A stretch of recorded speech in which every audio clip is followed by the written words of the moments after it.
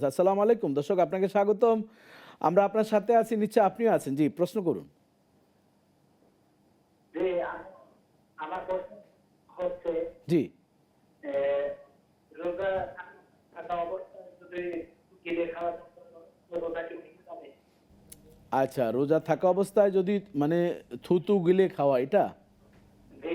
আচ্ছা, জি, আমাদের সাথেই থাকে মোহতারাম। অনেক না, সময় অনেকে এই আমি আজকেরই খোদবার মধ্যে এই মশলাটা দিয়েছি। গাউসুল আজম জামে মসজিদ বালাও আর রেক, গালের মধ্য থেকে যে সমস্ত পানি জাতীয় একটু নির্গত হয়, এটা আমাদের কথা বলবার জন্য ভিজাইয়া দেওয়া লাগে, আল্লাহ ব্যবস্থা করেছেন। ওইটা যেভাবে আসতেছে ওইভাবে আবার পার করে দিবেন। অতবার যা আসলো বারবার যে থুথু দিয়ে ফেলবে তাহলে মাগরিব পর্যন্ত রোজাকে ঠেলে নিতে পারবেন না। এই যেটা আসলো আবার ওইভাবে চলে গেল, বাইরের কোনো জিনিস আপনি পানীয় পান করতে পারবেন না, এইটাই আপনার জন্য নিষিদ্ধ।